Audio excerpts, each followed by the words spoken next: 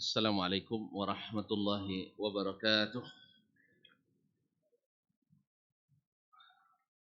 Innal hamdalillah nahmaduhu wa nasta'inuhu wa nastahdi wa nastaghfiruhu wa natubu ilaih wa na'udzu billahi min shururi anfusina wa sayyiati a'malina. May yahdihillahu fala mudilla lahu wa may yudlil fala hadiya lahu. Ashhadu an la ilaha illallah wahdahu la syarika lahu wa ashhadu anna Muhammadan abduhu wa rasuluh. لا نبي ولا رسول بعده يا أيها الذين آمنوا اتقوا الله حق تقاته ولا تموتن إلا وأنتم مسلمون يا أيها الناس اتقوا ربكم الذي خلقكم من نفس واحدة وخلق منها زوجها وبث منهما رجالا كثيرا ونساء واتقوا الله الذي تساءلون به والأرحام إن الله كان عليكم رقيبا يا أيها الذين آمنوا اتقوا الله وقولوا قولا سديدا يصلح لكم أعمالكم ويغفر لكم ذنوبكم ومن يطع الله ورسوله فقد فاز فوزا عظيما أما بعد فإن أصدق الحديث كتاب الله وخير الهدي هدي محمد صلى الله عليه وسلم وشر الأمور محدثاتها وكل محدثة بدعة وكل بدعة ضلالة. Ma'asyiral muslimin, ma'asyiral muslimat, al-ikhwah wal akhawat yang hadir di Masjid Arba'un Nas Universitas Riau ataupun yang menyaksikan melalui media dimanapun berada. Alhamdulillah, pada kesempatan ini Allah Subhanahu wa taala kembali mengizinkan kita untuk menikmati majelis ilmu ini. Mudah-mudahan seperti kata Nabi alaihi salatu wassalam, raudhatun min riyadil jannah, taman di antara taman-taman surga yang membuat kita senantiasa berbahagia di dunia apalagi di akhirat nanti. Ma'asyiral kiram dirahmati Allah SWT, selawat dan salam kepada baginda Nabi alaihi salatu wassalam yang senantiasa menghasung kita, memotivasi kita untuk selalu menuntut ilmu. Mudah-mudahan dengan selawat dan salam itu semakin besar cinta kita kepadanya, semakin tinggi penghormatan dan ta'zim kita kepadanya, sehingga mudah dengan izin Allah kita mengikuti ajaran dan mentaati titah dan perintahnya. Ma'asyiral kiram, Bapak dan Ibu, saudara dan saudari yang saya muliakan, saya hormati. Kembali kita melanjutkan kaji bersama Imam An-Nawawi rahimahullah melalui kitabnya Al-Arba'in An-Nawawiyah. Alhamdulillah, pada kesempatan sebelumnya kita selesai dari hadis yang ke-38 dan sekarang masuk hadis yang 39. Qala rahimahullahu ta'ala, al-haditsu at-tasi'u wat-thalathun. Hadis yang ke-39. An Ibn Abbas radhiyallahu anhuma anna Rasulullah sallallahu alaihi wasallam qala inna Allah tajawaza li an ummati al-khata'a wan nisyan wa mastukrihu alaihi. Hasanun rawahu Ibnu Majah wal Baihaqi wa ghairuhuma. Diriwayatkan dari Ibnu Abbas yaitu Abdullah ibn Abbas ibn Abdul Muttalib, habrul ummah wa turjumanul Quran. Habrul ummah wa turjumanul Quran, sahabat Nabi alaihi salatu wassalam dan juga anak pamannya. Beliau lahir 3 tahun menjelang hijrah Nabi ke Madinah dan wafat Nabi alaihi salatu wassalam umurnya sekitar 13 tahun. Didoakan oleh Nabi alaihi salatu wassalam untuk diberikan atau dijadikan seorang yang faqih dalam beragama dan ahli dalam menafsirkan Al-Qur'anul Karim. Sehingga jadilah beliau imam a'immatit tafsir. Sehingga bergelar habrul ummah wa turjumanu Al-Qur'an. Ulama besar umat dan sebagai ahli tafsirnya Al-Qur'anul Karim. Radhiyallahu anhuma anna Rasulullah sallallahu alaihi wasallam qala, bahwa Rasulullah sallallahu alaihi wasallam bersabda, innallaha tajawaza an ummati atau tajawaza li an ummati al khata'a wan nisyan. Sesungguhnya Allah Subhanahu wa taala memaafkan untukku dari umatku al khata', sesuatu yang tersalah, wan nisyan, dan yang terlupa, wa mastukrihu alaihi, dan sesuatu yang dipaksa mereka melakukannya.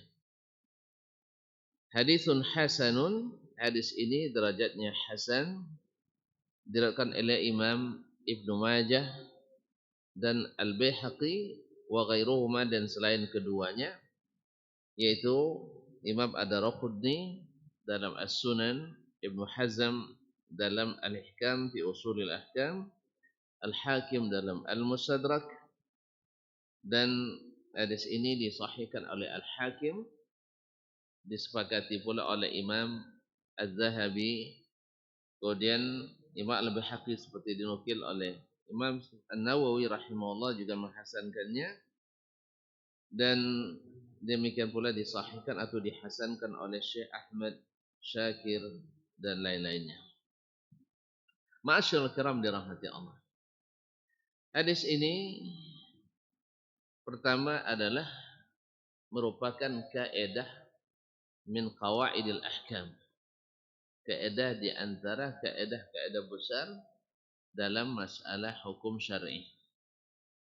Yang kedua, dia adalah sebagai hadiah dan rahmat dari Allah Subhanahu wa taala, di mana segala sesuatu yang tersilap dan terlupa serta yang terpaksa dilakukan maka tidak diberikan dosa.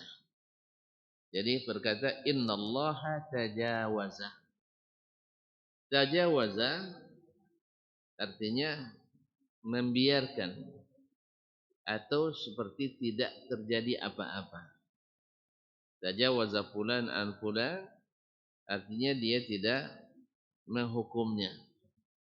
Jadi Allah Subhanahu wa taala, karena Nabi alaihi salatu wassalam sebagai rahmatan lil alamin dan rahmat bagi umat ini, maka apapun yang tersalah yang dilakukan oleh umat ini, Allah tidak memberikannya dosa.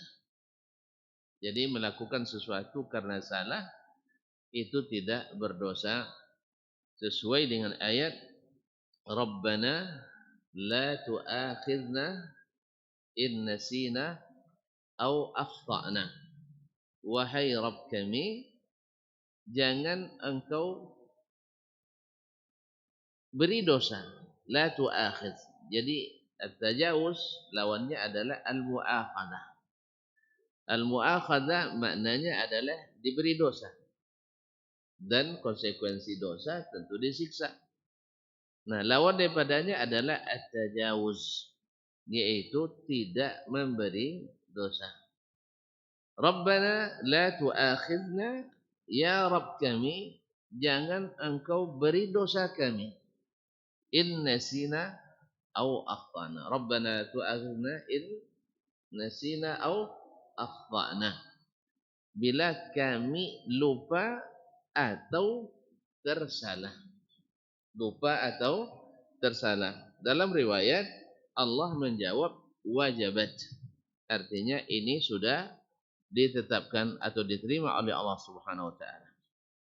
Jadi Al-Qur'an dan hadis sama-sama mengatakan bahwasanya amalan yang dilakukan oleh seorang hamba karena lupa atau karena salah, lupa atau silap, itu tidak diberikan oleh Allah dosa.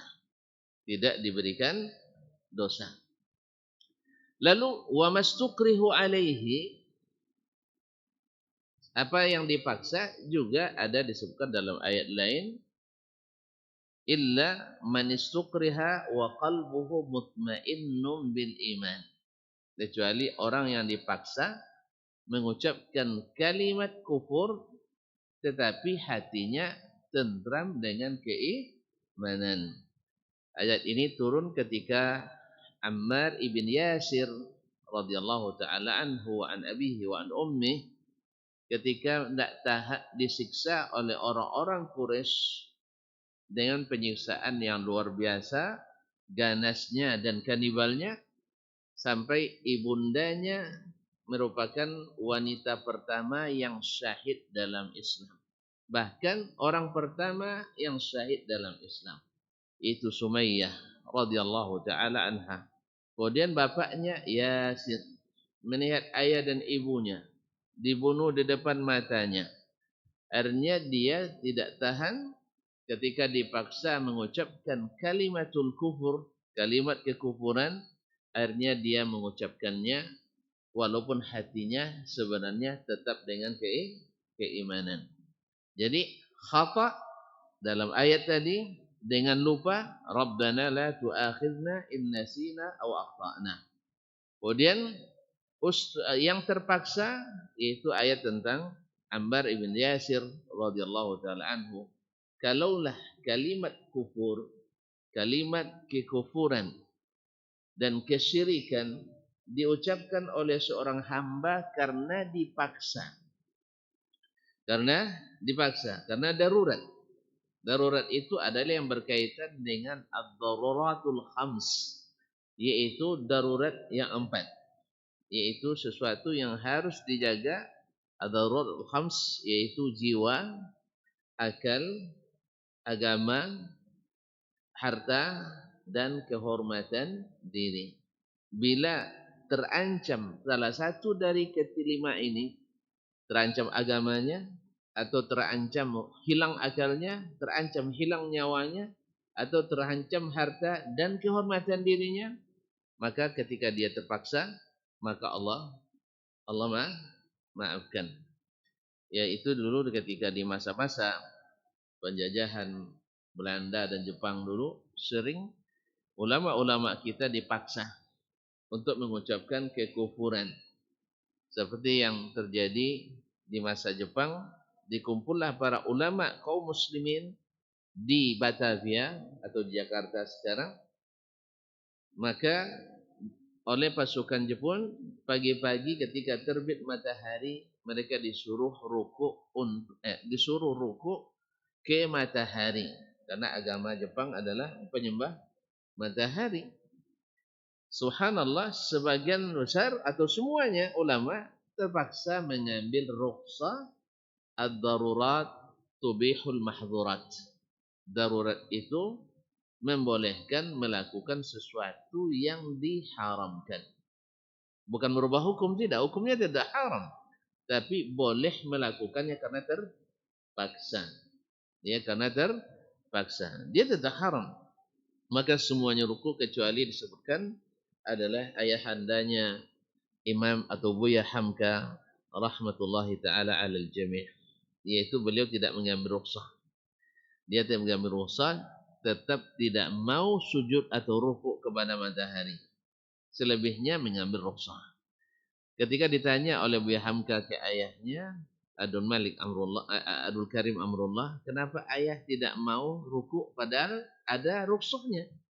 Ada rukhsahnya, ada keringanannya. Artinya andainya dia ruku dan tetap beriman pada Allah Tabaraka wa Ta'ala, maka dia tidak berdosa.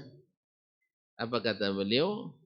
Sesungguhnya wahai anakku, mati itu sama saja rasanya. Mati itu sama saja rasanya. Mati dibunuh, mati tenggelam, mati terbakar, mati di tempat tidur, sesungguhnya sama. Maka saya tidak lagi mempedulikan itu. Jadi ayahnya tidak takut lagi mati. Tapi alhamdulillah justru selamat.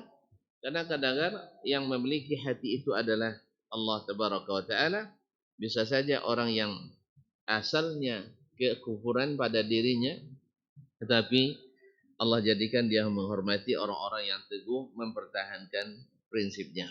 Masyaallah kiram.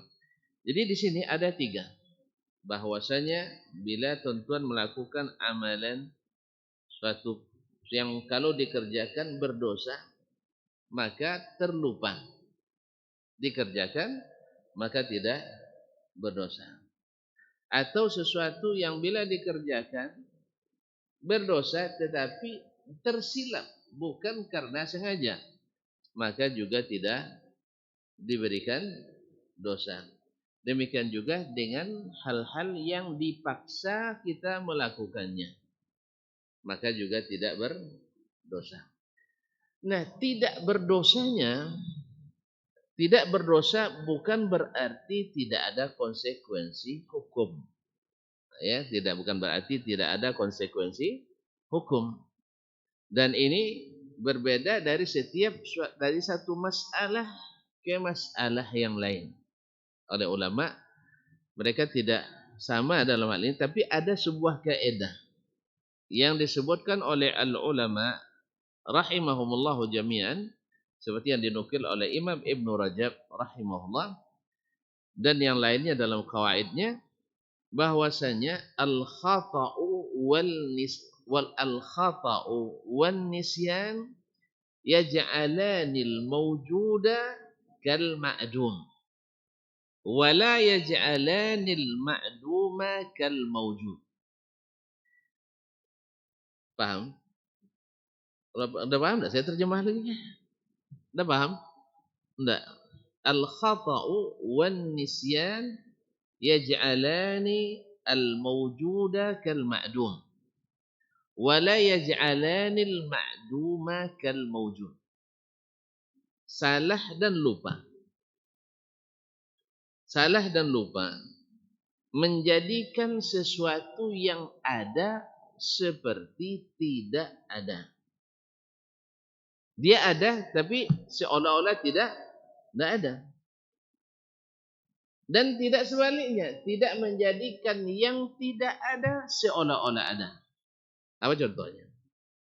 Ini kalau tidak ada contoh, payah pahamnya. Nah, misalnya karena terlupa bahwa misalnya kita pakai kain sarung. Orang Indonesia sholat pakai apa biasanya? Pakai sarung, iya. Bukan sarung tangan. Sarung, iya, kain sarung. Nah, ya, sholat pakai kain sarung.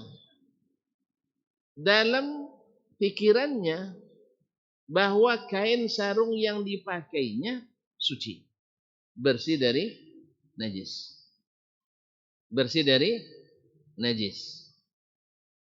Nah, andainya dia sholat pakai sarung ini, kan ada najis loh. Ada najis. Tapi dia lupa ada najis.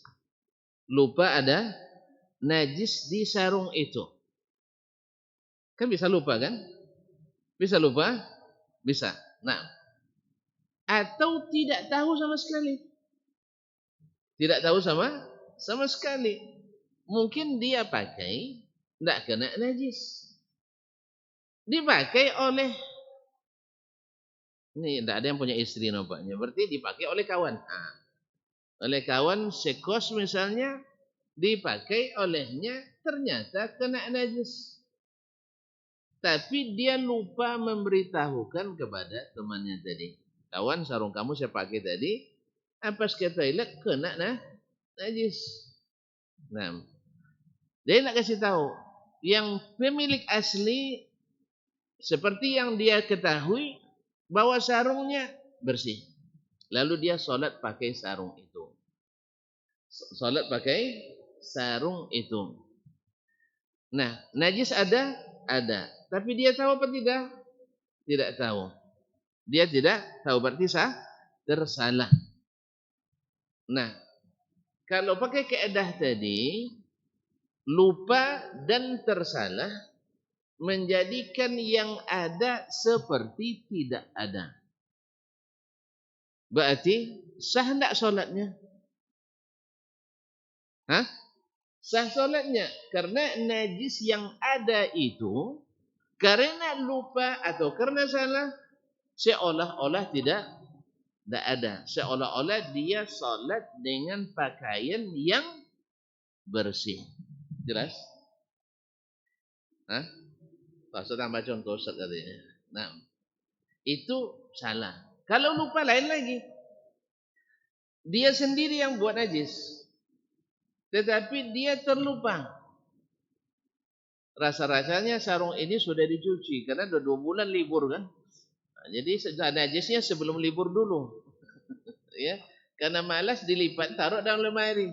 Besok aja setelah pulang liburan baru dicuci kembali. Ternyata bukan hanya liburan, pandemi pula datang.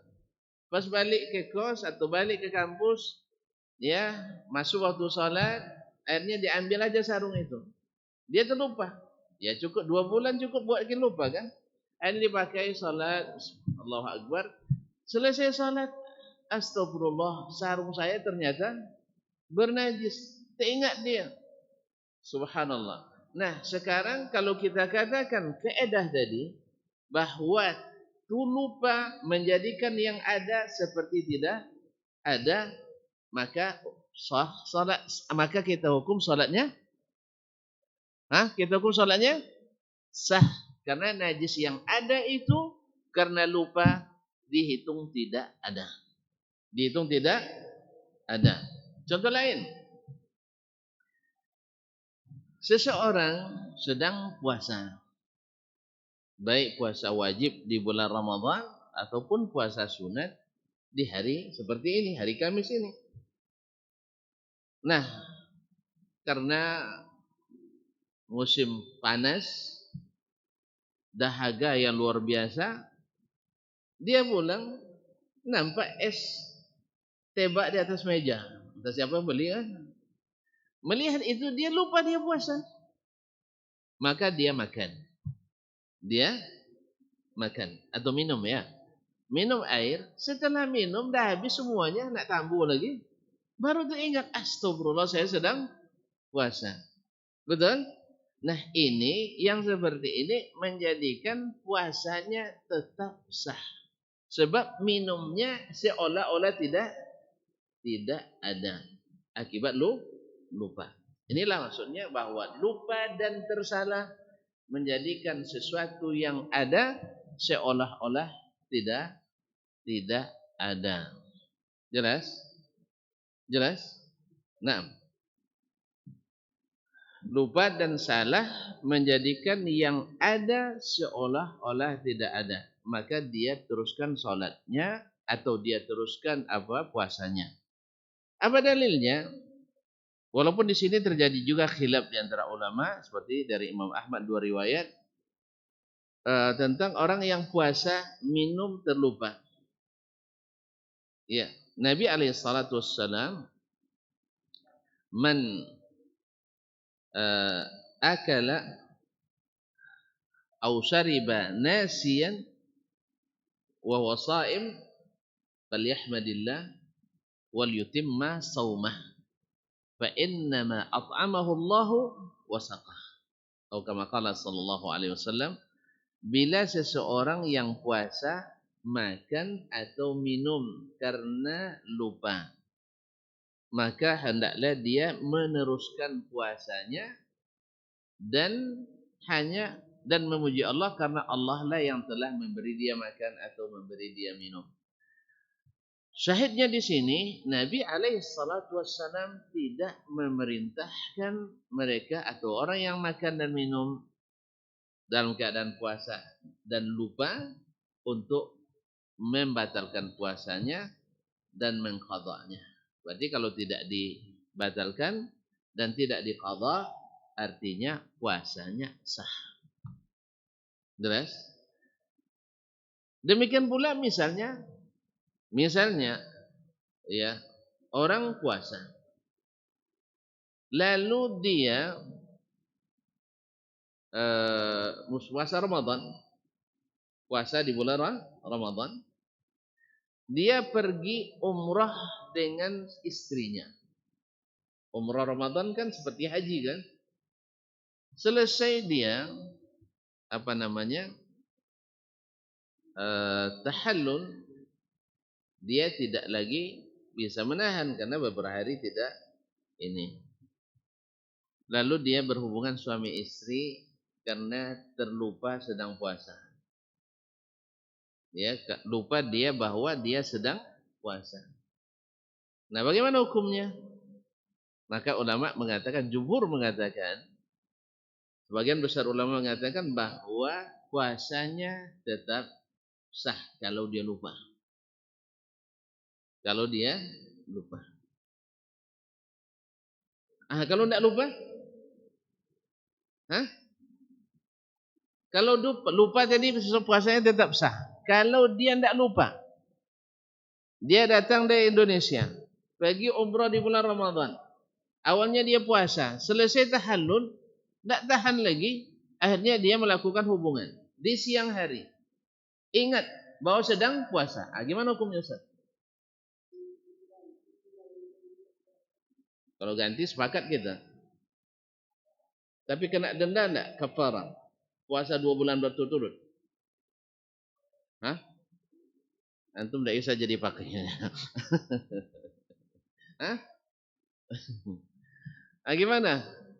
Wajib bayar kafarah, puasa 2 bulan berturut-turut, atau memberi makan orang miskin 60 orang, atau memerdekakan hamba.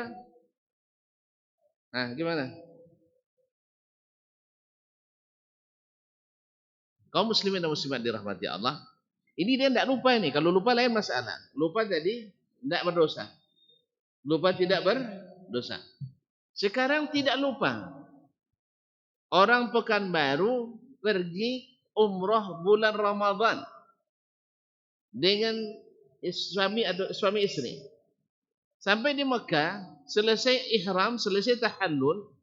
Karena setelah tahallul kan dah halal kan?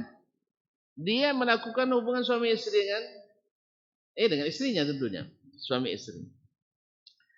Sah tak puasanya? Sah puasanya?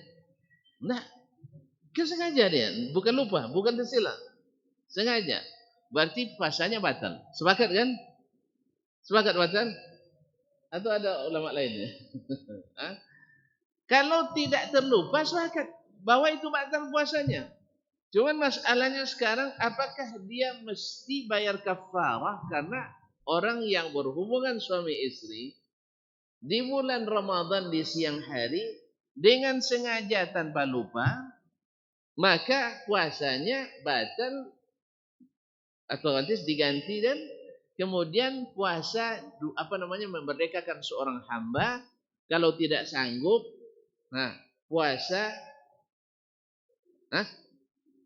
puasa 2 bulan berturut-turut.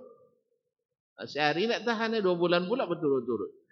Kemudian kalau tidak sanggup puasa 2 bulan berturut-turut, beri makan fakir miskin 60 orang. Jelas?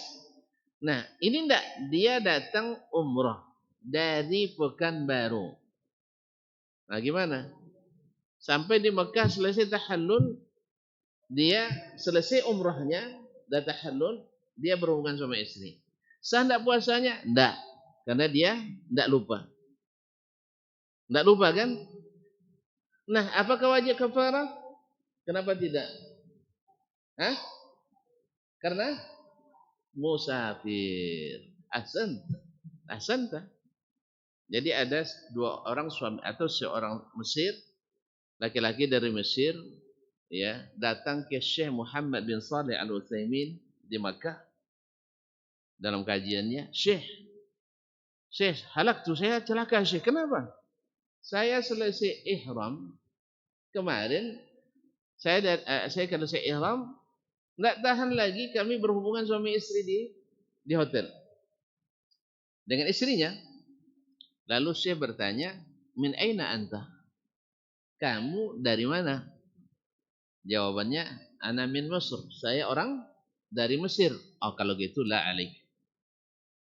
Oleh itu, orang musafir hukum asalnya boleh membatalkan puasa dengan apapun yang batalkan puasa, termasuk berhubungan suami istri. Baik, kalau dia tersilap tadi. Tersilap artinya lupa bahwa dia sedang puasa dan dia bukan musafir. Bukan musafir. Lupa sedang berpuasa. Dalam hubungan suami istri.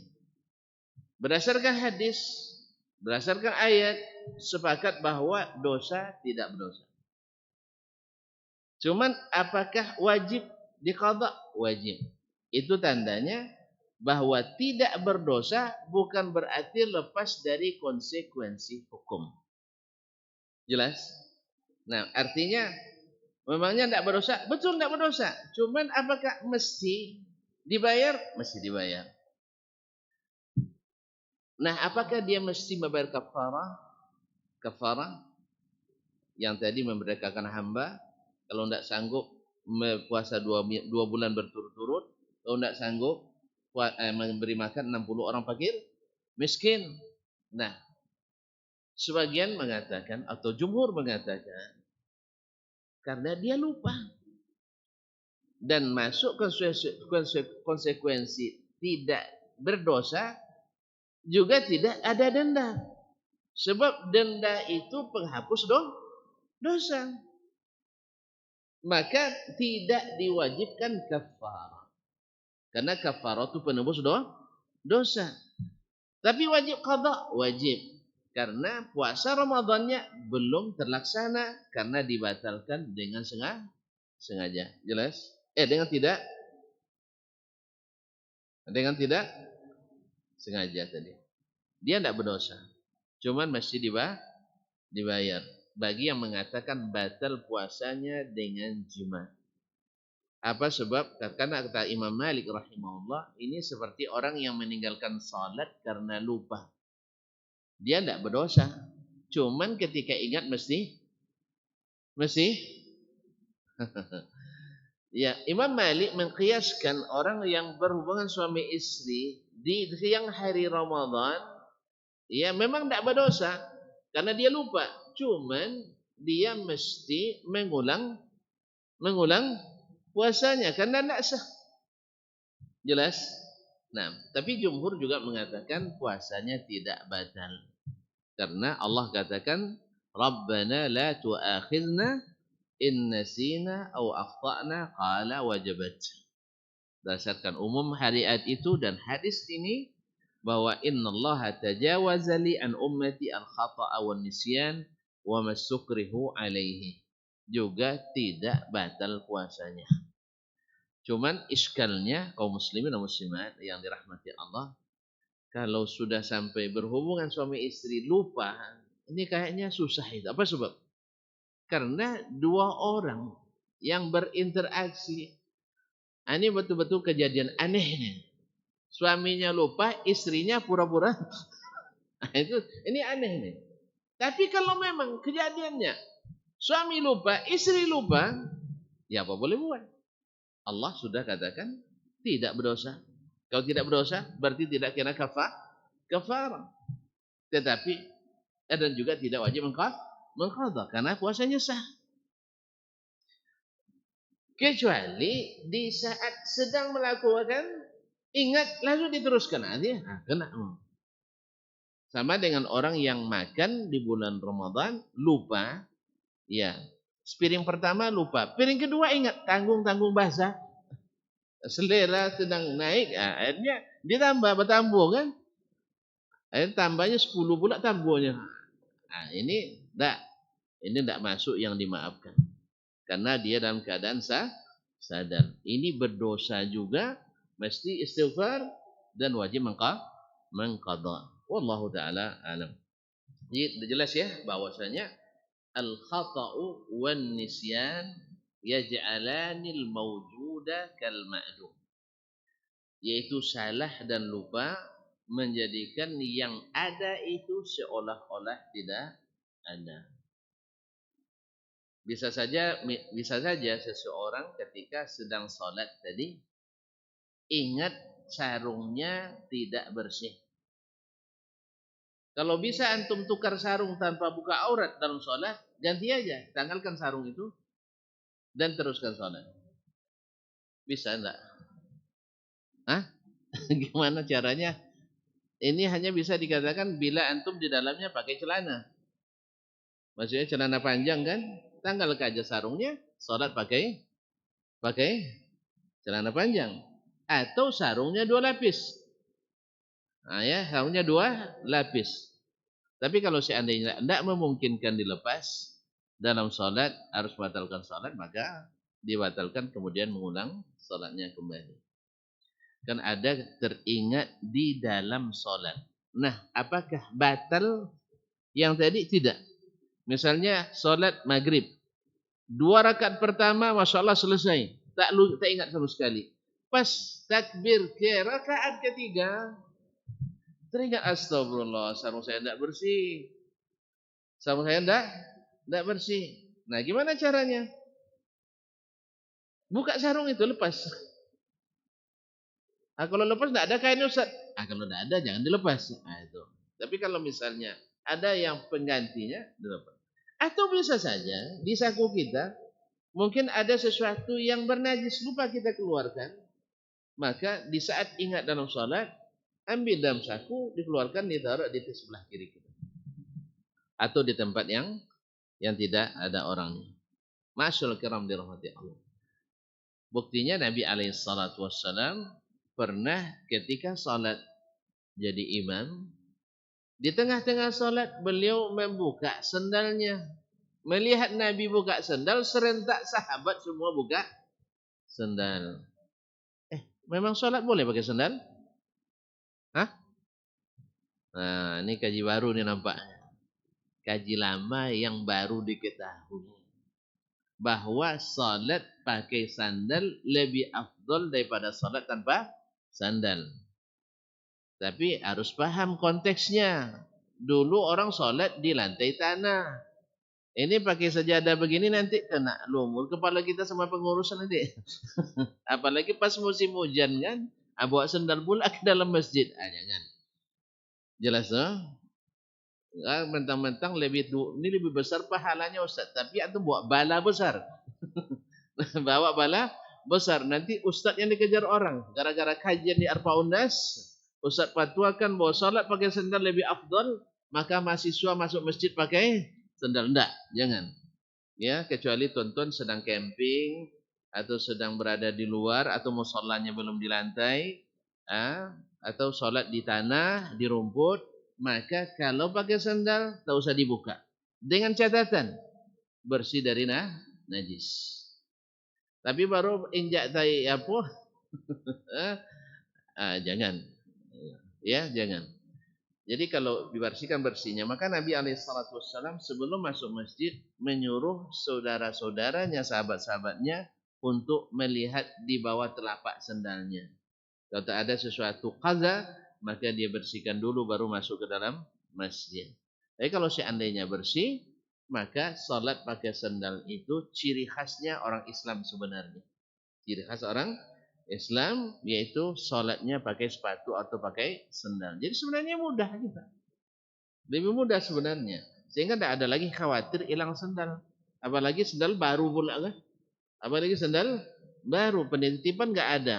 Daripada tuan-tuan tidak jadi salat di masjid, lebih baik bawa ke dalam masjid. Tapi minta izin dulu sama pengurus ya.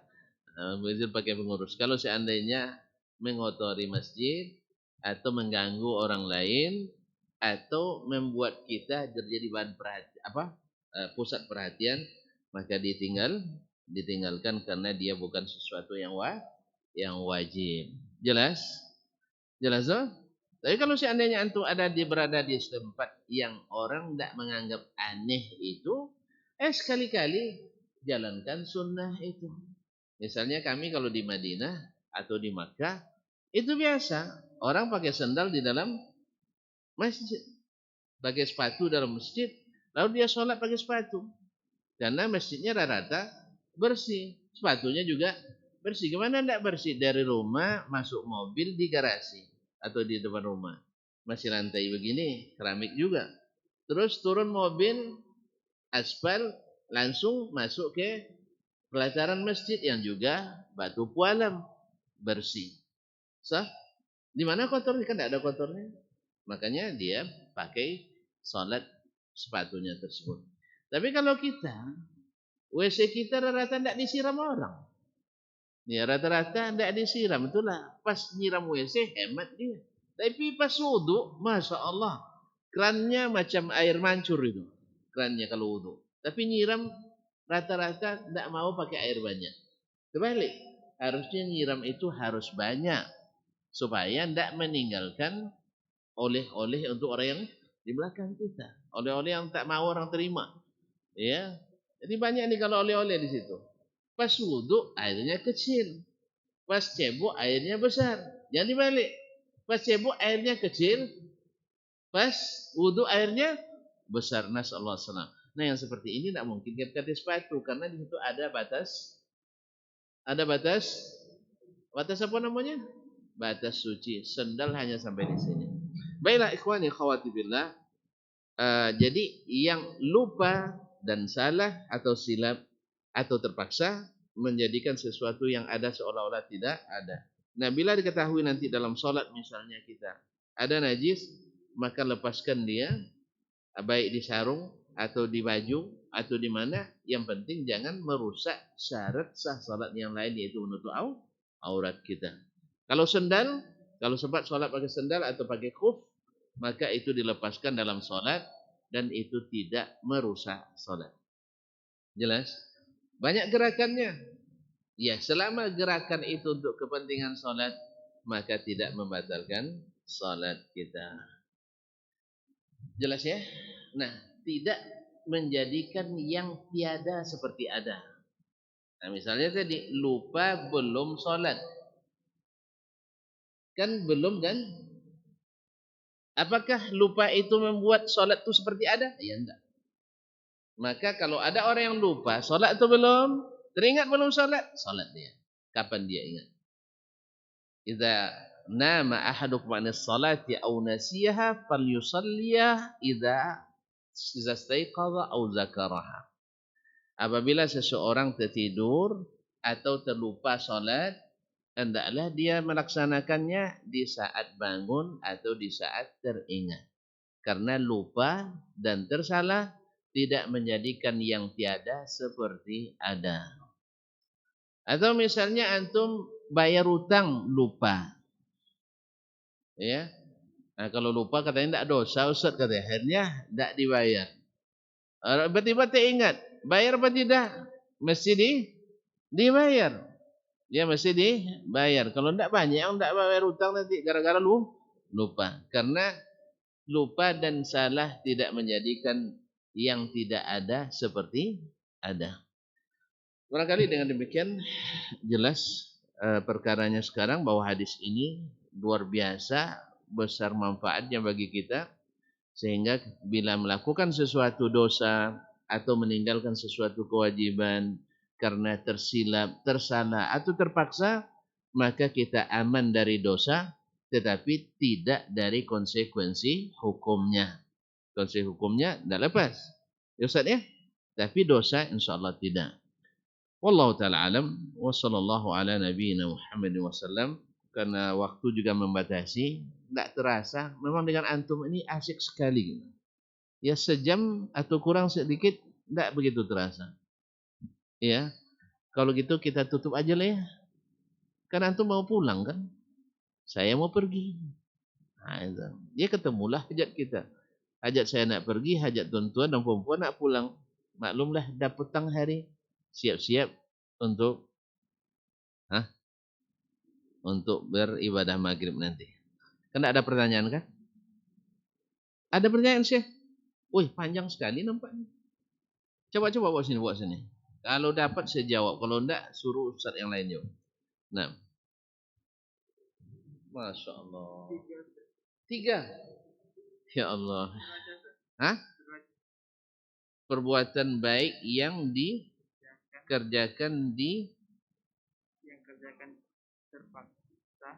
dengan terpaksa apakah dapat pahala? Enggak lah. Karena innamal a'malu binniyat. Amalan itu dengan niat. Ini gara-gara mertua atau calon mertua datang, terpaksa pergi sholat. Riya aja nih, riya tak dapat. Atau gara-gara nak dapat uang beasiswa, terpaksa untuk taat. Juga tidak dapat pahala. Yang dapat pahala itu makana lillahi ta'ala. Jelas? Terpaksa tidak dapat pahala. Kalau mengerjakan sesuatu dengan terpaksa. Oleh sebab itu jangan tunggu dipaksa. Jangan tunggu dipaksa. Awak kadang-kadang mau pula disuruh kan. Yang kedua, apakah ibadah itu dikerjakan, apakah ibadah yang dikerjakan merupakan ibadah dari konsekuensi hukum atau perbuatan mendapat pahala? Sama, kita mengerjakan itu satu. Kan ketika kita belajar hadis innamal a'malu binniyat. Bagaimana niat itu nak ikhlas? Satu, berniat mengerjakannya untuk beribadah. Yang kedua, beribadah hanya karena Allah. Yang ketiga, berniat melaksanakan perintah Allah. Berarti hukumnya. Yang keempat adalah dengan harapan mendapatkan pahala dari Allah. Jadi mengharap pahala bagian daripada niat kita. Kalau ada yang mengatakan, oh kita tidak perlu pahala lah. Tidak.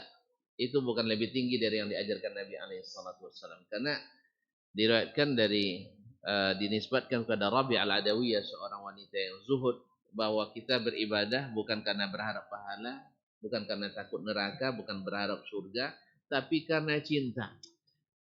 Cinta itu tumbuh karena ada harapan akhir. Iya tak? Cinta tidak bisa cinta begitu saja, dengan harapan. Ya, harapan kita kepada Allah Tabaraka wa Ta'ala. Ya, tumbuh daripada sesuatu yang ada manfaatnya dari kita. Wallahu taala alam. Dan Nabi Allah Subhanahu wa taala dan Nabi alaihi salatu wasallam mengajarkan itu kepada kita, bahwa kita beramal karena mengharapkan pahala dari Allah Subhanahu wa taala yang berbuah ridha, yang membuat kita masuk surga. Wallahu taala alam. Seorang yang mencuri dan tahu hukumnya, tapi hanya di apa nih? Di penjara, maaf.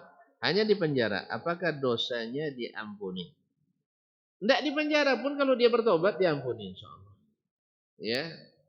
Kemudian harta yang dia ambil itu dikembalikan kepada pemiliknya. Kalau bisa jangan sampai di penjara. Karena penjara kadang tambah banyak orang tambah ahli dia mencuri. Kalau salah-salah masuk, dia tambah ahli mencuri. Awalnya nyuri habis merampok lagi. Allah musta'an. Ya. Makanya pendidikan di penjara itu perlu dengan cara yang benar. Karena kadang-kadang salah dalam caranya, akhirnya dari penjara awalnya jadi masih di luar penghisap narkoba, di dalam jadi bandar narkoba. Ini juga naudzubillah, naudzubillah. Jadi orang mencuri lalu di penjara, ya apakah dihapus dosanya? Tidak. Ya. Karena hukuman untuk orang mencuri itu bukan penjara, tapi adalah potong tangan. Nah, tetapi kalau dia bertobat di penjara atau tidak di penjara, maka itu insya Allah diampuni dosanya. Tapi karena penjara saja diampuni tidak. Karena hukumnya bukan itu sebenarnya. Ya, penjara itu sebenarnya itu hanya semacam terapi aja, tahanan, bukan sebagai hukuman. Ya, bukan sebagai hukuman. Karena hukumannya nampaknya, makanya tidak sukses orang menghukum dengan penjara dimanapun. Di negara manapun penjara tidak sukses menghukum. Ya, sampai pemberontak pun di penjara tambah kuat dia di penjara. Berapa banyak orang yang tahanan politik, ya setelah itu keluar akhirnya berkuasa di negerinya. Jadi penjara bukan terapi yang pas. Yang pas adalah apa yang Allah katakan. Tapi karena itu berlaku, mudah-mudahan juga menjadi efek jera bagi orang yang berlaku, dan di saat dia merasa tersiksa ditahan, akhirnya dia mendekat kepada Allah Tabaraka wa Taala dan kembali bertaubat, taubat an-nasuha. Barangkali ini yang dapat kita sampaikan pada kesempatan ini. Mudah-mudahan Allah SWT senantiasa menjaga kita dari segala hal yang menimbulkan dosa. Wallahu ta'ala alam. Wa sallallahu ala nabiyyina Muhammadin wa sallam. Wa subhanakallahumma bihamdik. Ashhadu an la ilaha illa ant. Astaghfiruka wa atubu ilaik. Wassalamu alaikum warahmatullahi wabarakatuh.